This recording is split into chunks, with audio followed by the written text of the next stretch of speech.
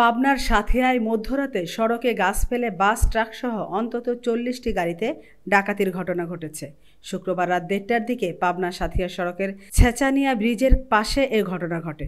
Police ও স্থানীয়রা জানান, রাত ১:৩০টার দিকে ছেচানিয়া ব্রিজের পাশের সড়কে গাছের গুঁড়ি ফেলে প্রথমে একটি পণ্যবাহী ট্রাক আটকে রাখে ডাকাত দলের সদস্যরা। এতে কিছু সময়ের মধ্যেই বাস, ট্রাক, প্রাইভেট কার ও মাইক্রোবাস সহ প্রায় ৪০টি গাড়ি আটকা পড়ে। এ সময় ৪০-৫০ জন ডাকাত হাসুয়া, রামদা, ছুরি, চাকুসহ বিভিন্ন অস্ত্র নিয়ে পর্যায়ক্রমে গাড়িগুলোতে ডাকাতি চালায়। গাড়ির গেট খুলতে দেরি করায় কিছু গাড়ি ভাঙচুর করে তারা। এ সময় পরিবহন শ্রমিক ও যাত্রীদের মারধর করে তাদের সঙ্গে থাকা মোবাইল, টাকা ও অন্যান্য সামগ্রী লুট করে নিয়ে যায়। প্রায় ঘণ্টাব্যাপী তাণ্ডব চালিয়ে নির্বিঘ্নে চলে যায় তারা। আমেনা ইসলাম, নিউজ ডেস্ক, আজকের সংবাদ।